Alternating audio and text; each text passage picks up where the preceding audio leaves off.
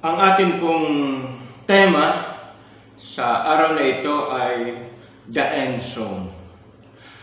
At ang pamagat po ng ating pagbubulay-bulayan sa araw na ito ay pinamagatan kong hanggang sa huling sandali. At ang ating passage po ay matatagpuan sa 2 Timothy 4:1-8 at nais ko pong basahin po natin.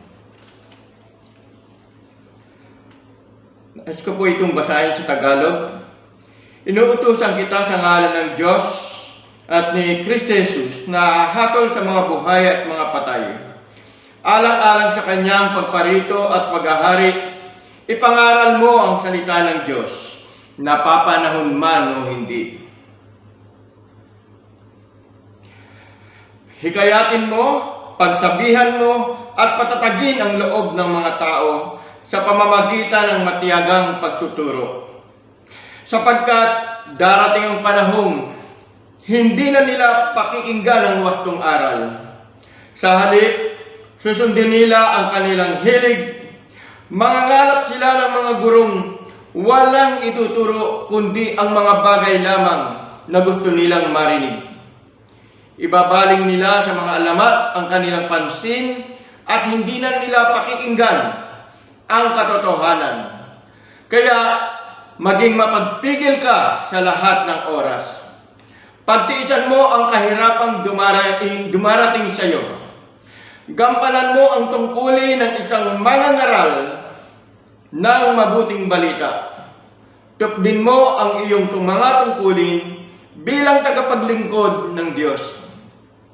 Ako'y iaalay na. Dumating na ang oras ng pagpanaw ko sa buhay na ito. Puspusan akong lumaban sa paligsahan. Natapos ko na ang dapat kong takbuhin. Nanatili akong tapat sa pananampalataya. Kakamtan ko na ang korona ng pagtatagumpay. At sa araw na iyon, ang Panginoon na siyang makatarungang hukom ang magpuputong sa akin ng korona. Hindi lamang sa akin, kundi sa lahat ng nananabik sa muli niyang pagparito. Pagpalain tayo sa pagkarinig ng kanyang mga salita. Tayo po ay sandaling manalangin. Aming Panginoon, ang iyong mga salita ay buhay. Tunay nga po, Panginoon, na sa pamamagitan ng mga salitang ito, ay nakikita namin ang kalalagayan ng aming bayan. Nakikita namin ang kalalagayan ng aming mga iglesia.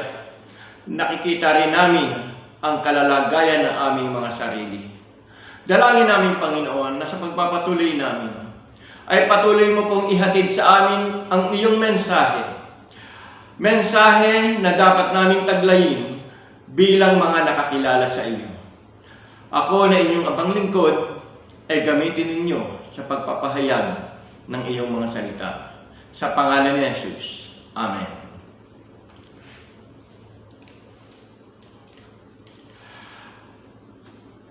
Ano po ba ang mas magandang pagbati? Magandang umaga sa inyong lahat? O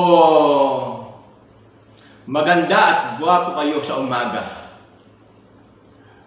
Maganda at gwapo kayo sa tanghali? Maganda at gwapo kayo sa gabi. Sa lahat ng sandali, dapat lagi tayong masigla, dapat lagi tayong masaya. Sa kabila ng mga dinaranas natin, dapat laging nakikita ang pagkakaiba natin sa mga nasa sanlibutan. Malusog man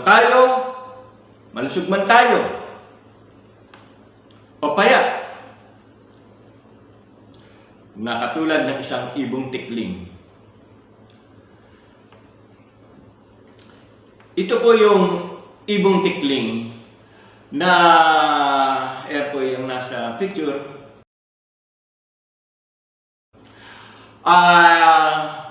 Ito pong ibong tikling ay matatagpuan din po ito sa kabukiran. Ang laki niya ay medyo malaki-laki lang siya ng konti o doble sa laki ng sisiw. At kung gusto mong hulihin ang ibong tikling na ito, makakaya mo, magagawa mo. Gulatin mo siya, habulin mo ng habulin, tatakbo yan ng tatakbo, hanggang sa kapag napagod, maghahanap yan ng kanyang mapagtataguan. At yun na ang pagkakataon mo para siya ay mahuli. Nais ko lamang pong ipakita na mayroong nakalimutan ang tikling na ito, ang ibong tikling na ito. Nakalimutan niya na siya ay may mga pakpak. Nakalimutan niya na pwede siyang lumipad. Nakalimutan niya na pwede siyang pumunta sa itaas at wala nang kakayanan ang sino mang humahabol sa kanya upang siya ay mahuli.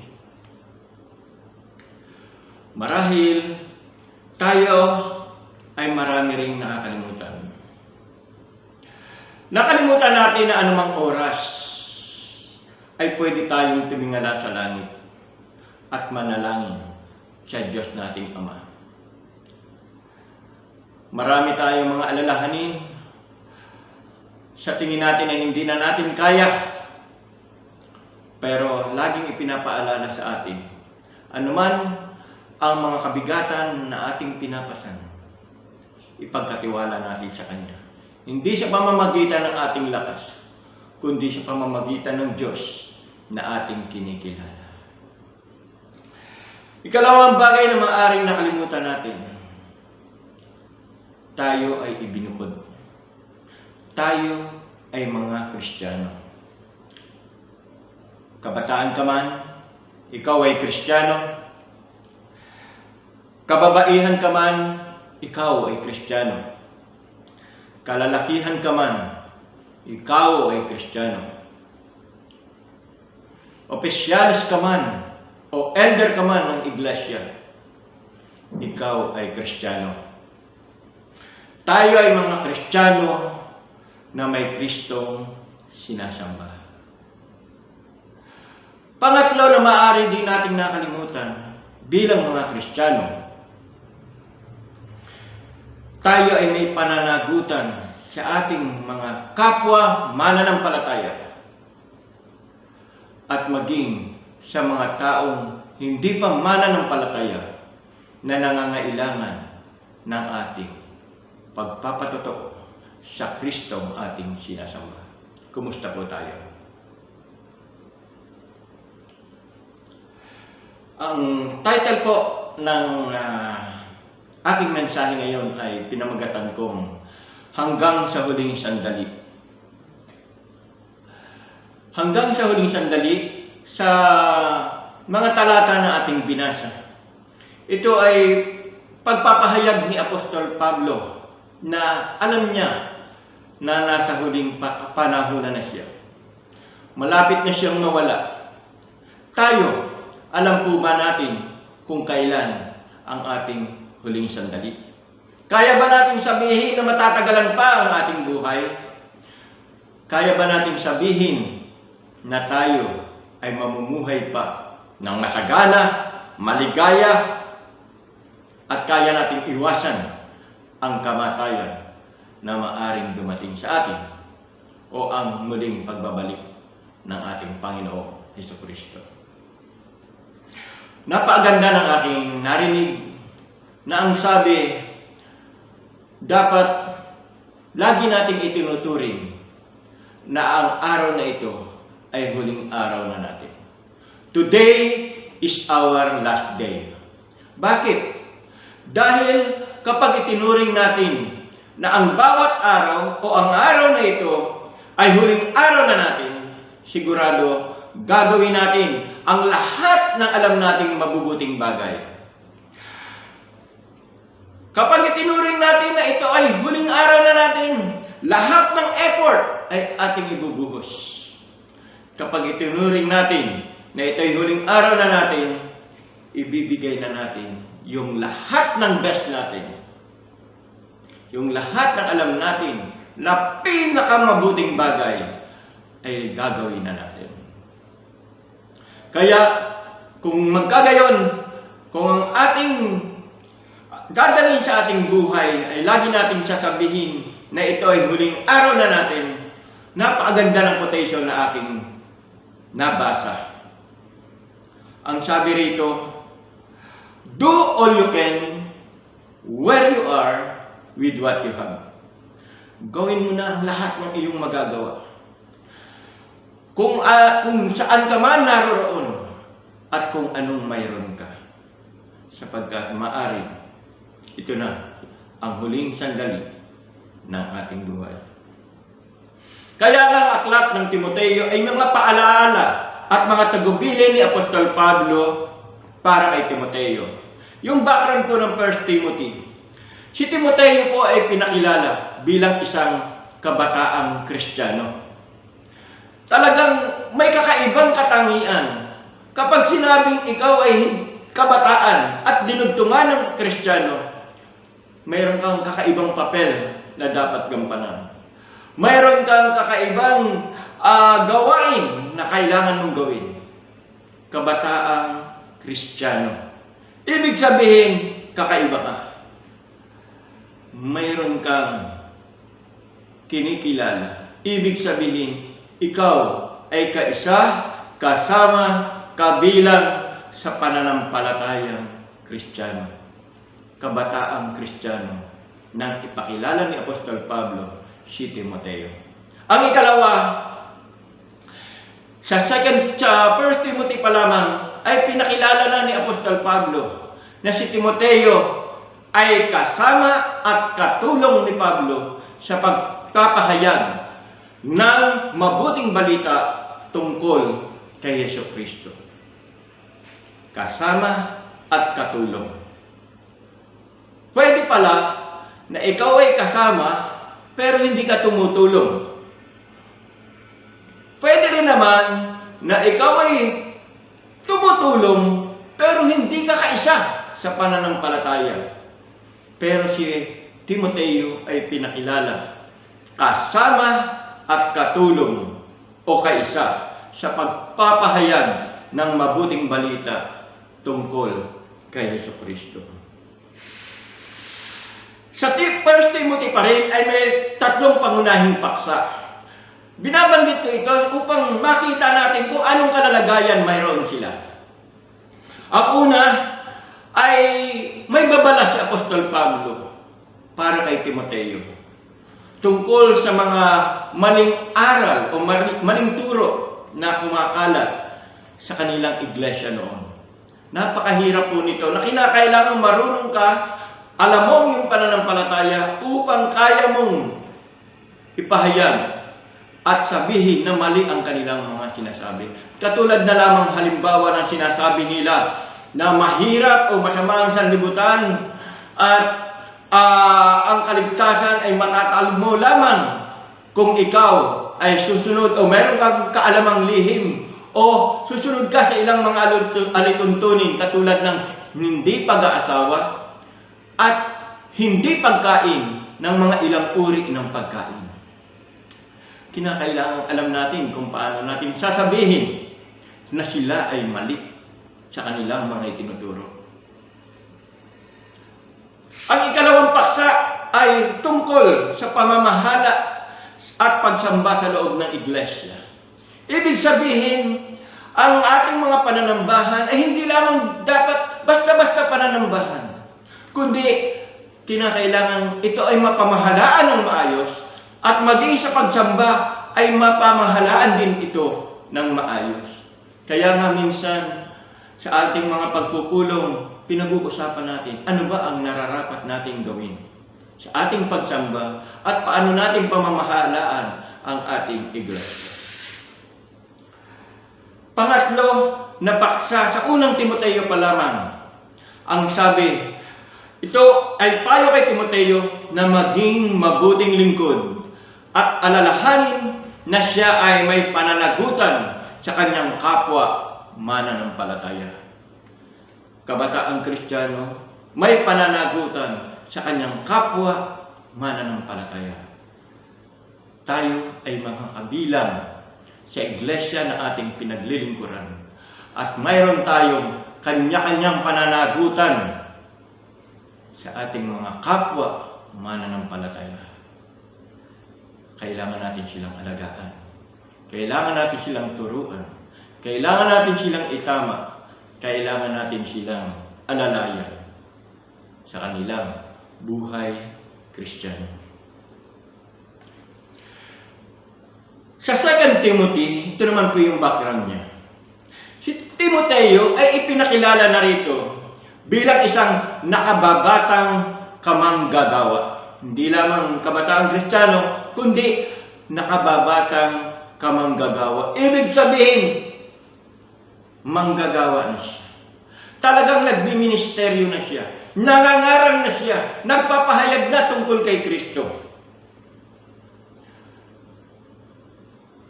At sa 2 Timoteo rin, makikita natin kung paanong inalalayan ni Apostol Pablo si Timoteo bilang nakababatang kamanggagawa. Pinasiglan niya si Timoteo. Pinasiglan niya si Timoteo para magpatuloy sa pagsaksi ng buong katapatan para kay Hesukristo. Marahil, alam ni Apostol Pablo na napakarami ring hirap, marami ring mga pagsalansan o kumukontra kay Timoteo. Kaya sinasabihan siya na magpatuloy. Huwag siyang manghihinawa. Parang tayo sinasabihan na huwag tayong manghinawa sa ating pananampalatayang Kristiyano. Na tayo ay kinakailangan magpahayag tungkol sa Kristo na ating kinilala. Ginawa rin ni Apostol Pablo kay Timoteo na siya'y patatagin sa kanyang pananampalataya. Pero ang mga aklat ng Timoteo, ang mga unang sulat niya at ikalawang sulat kay Timoteo ay nasa isang mahirap na kalalagayan si Apostol Pablo. Si Apostol Pablo nung kapanahunan siya'y sumulat, siya ay nasa Roma. Siya ay nakakulong. At hindi lamang siya basta-basta nakakulong, kundi habang nasa kulungan siya, iniwan siya ng kanyang mga kaibigan. Yung mga inaasahan niya ay umalis, pinabayaan siya.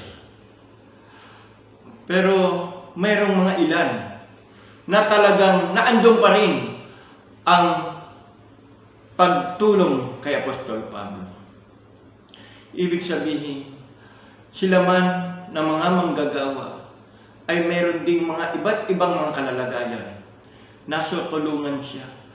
Mahirap ang kanyang sitwasyon, pero nagpapatuloy sa kanyang pangangaral. At mayroon din siyang mga mabibigat na dinadala. Yung iwan ka lamang ng iyong mga kaibigan ay tunay na napakahirap. Kaya nga lagi kong sinasabi kapag ako'y nagsasalita sa pulpito, lagi kong sinasabi, ipanalangin ninyo ang inyong mga pastor.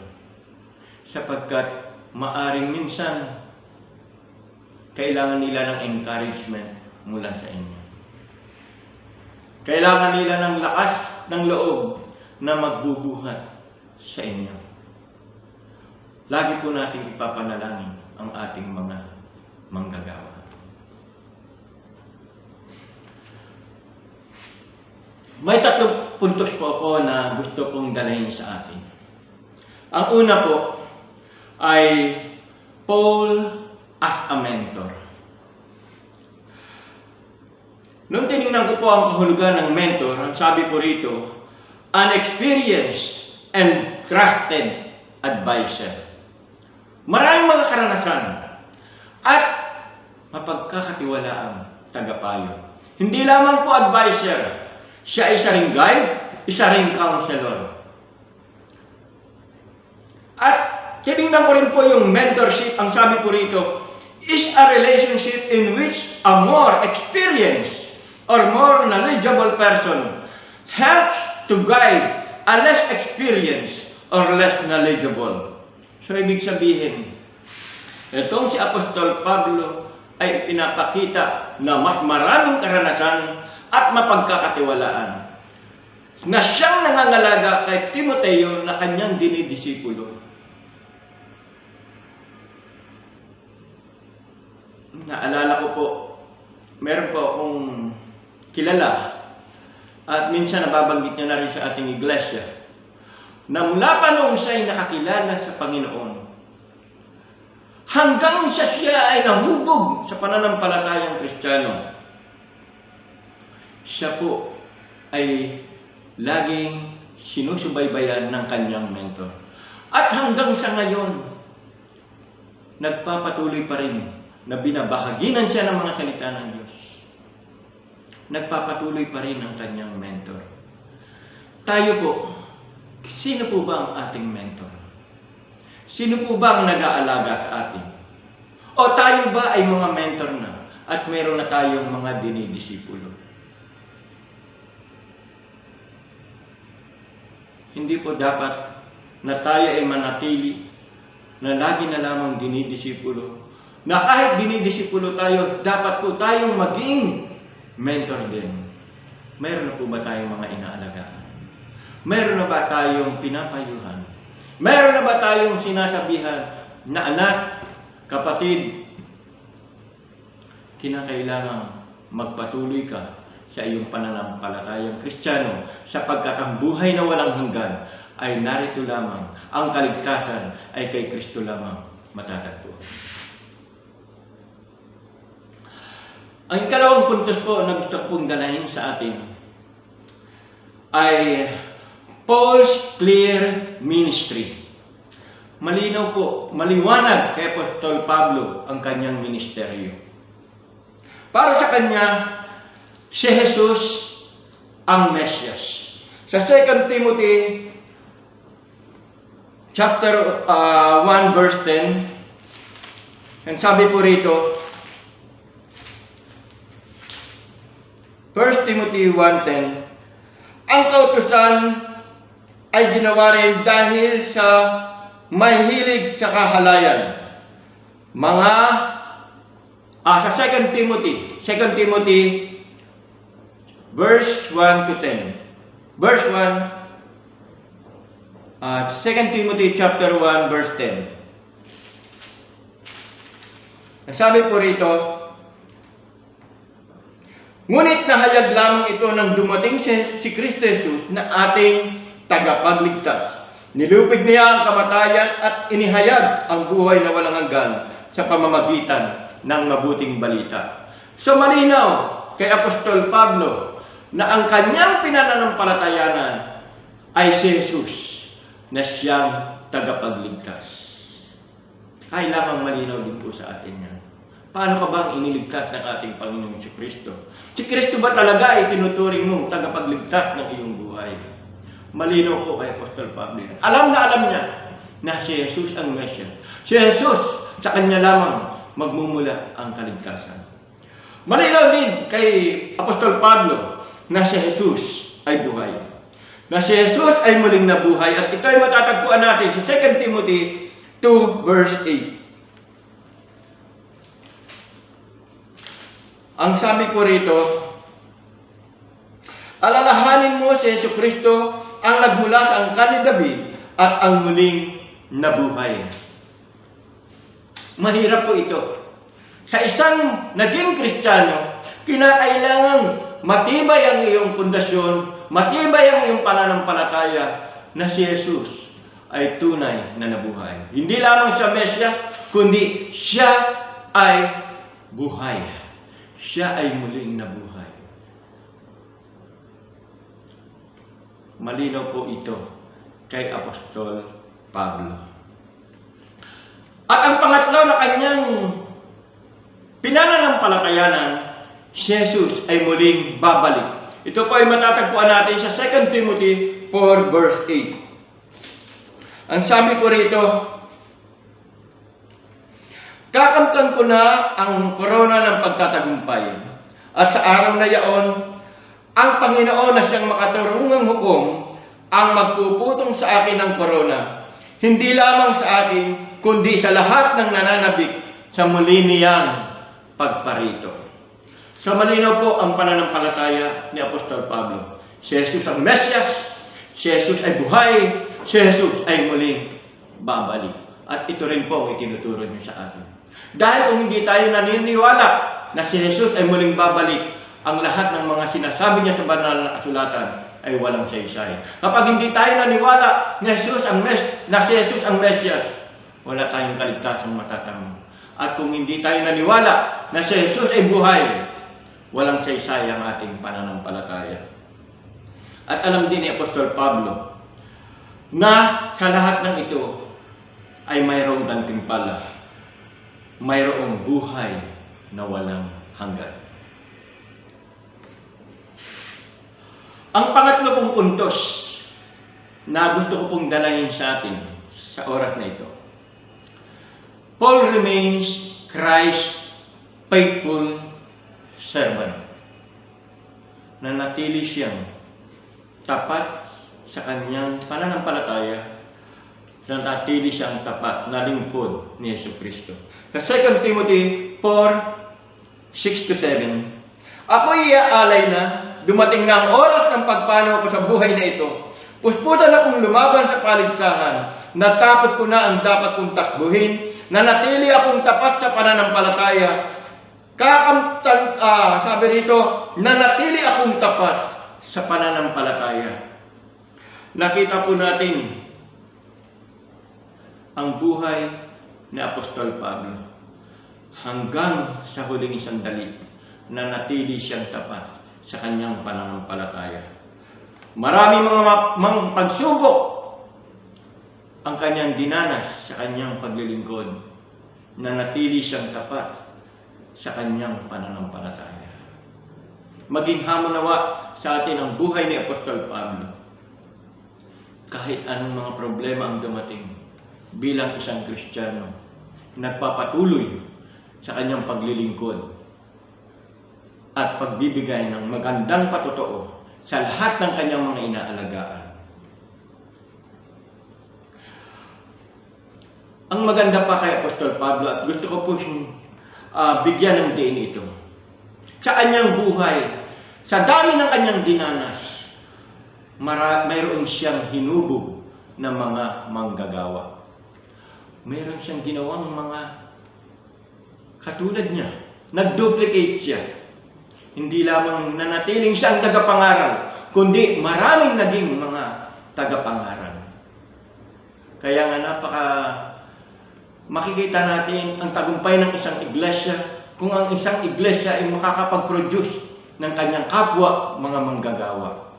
Sapagkat sa pamamagitan nito ay lalong may papahayag ang kanyang mga salita.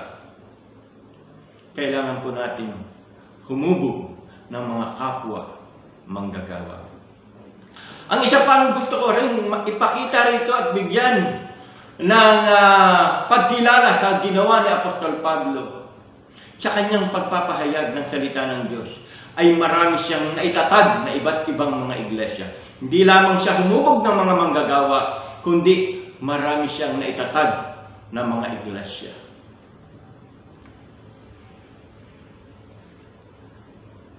Tayo, kailan kaya tayo magkakaroon o magtatatag na iba pa rin mga iglesia? Ito po ay hamon sa atin na sana ay bigyan din natin ng pansin bilang mga Kristiyano. May pahayag ang salita ng Diyos kahit sa ang dako at anumang kalalagayan. Imposible, pero posible sa Diyos. Sa tingin natin ay mahirap, pero posible ito sa Diyos. Nais ko pong ibahagi ang isang karanasan na talagang itinitreasure ko po sa aking buhay. Ang amin pong main school nung una ay amin lamang inuupahan. Pero minsan dumalaw ang aming pastor noon na si Pastor Max Dagasdas sa galing pang Cavite. Nanalangin siya at sa kanyang panalangin na ang aming inuupahan darating ang araw ay magiging sa amin. Ikalawa, hindi lamang yun. Yung may-ari mismo ng bahay Ang sabi niya, Pastor, kahit anong mangyari, itong lupang ito ay magiging inyo. Ikatlo, isang pastora na magulang sa paaralan ang nagsabi, Pastor, ang nakikita ko po rito, ang inyong school ay lalaki, lalago, at mapapataasan nyo. At iyan po ay lagi kong panalangin. Mula kay Pastor Max, sa may-ari ng lupa, hanggang sa magulang sa iglesia ng eskwelahan, ay nagpapahayag na magiging amin ito. Pero sabi ko, imposible. Sapagkat noong kami nagkaroon na ng problema sa lupa, ang aming hangad na lamang, ang sabi namin, ibalik sa amin ang pera at kami ay hahanap na ng iba upang kami ay makamove on. Pero ang imposible ay posible sa Diyos. Ngayon, ang lupa na iyon ay nakapangalan na sa amin. Purihin ang Panginoon sapagkat tunay na ang Diyos ay buhay. Ang mga imposible ay nagiging posible. Bakit ko po binabanggit ito?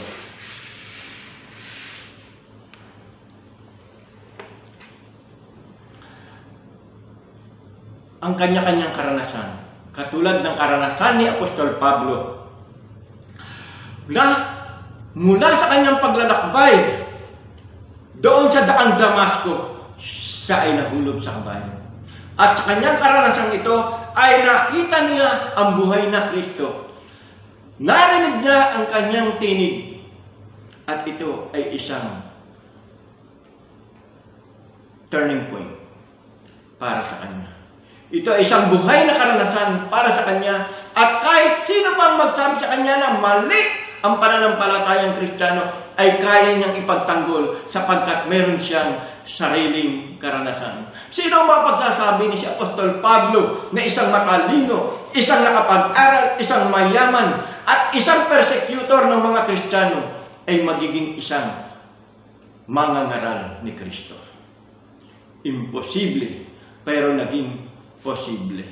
Sapagkat mayroon siyang sariling karanasan na ang karanasan ito ay masasabi niya, kahit anong mangyari, hanggang sa huling sandali ng aking buhay, ipapahayag ko si Kristo na nagbigay sa akin ng kaligtasan, si Kristo na nagbigay sa akin ng pag-asa, si Kristo na nagbigay sa akin ng karapatan upang maging karapat-dapat ako doon sa kaharian. Marami siyang dinanas ng mga panganib, pag-alikusta, pero marami rin siyang mga katagumpayan na naranasan sa pamamagitan ng paghubog ng maraming mga manggagawa at pagtatatag ng mga iglesia sa iba't ibang dako. Hamon po ito sa atin. Hamon po ito sa atin. Tayo po, kaya po ba nating sabihin na hanggang sa huling sandali ng ating buhay, mananatili akong tapat sa aking pananampalatayang Kristiyano? Hindi yung dahil sa naging Kristiyano lamang ako, dahil Kristiyano ang mga magulang ko, kundi mayroon tayong sariling karanasan na kaya nating ipagtanggol saan man tayo makarating. Na kahit anong mangyari, magpapatuloy tayo sa ating paglilingkod hanggang sa huling sandali ng ating buhay. Pagpalain tayo ng Panginoon.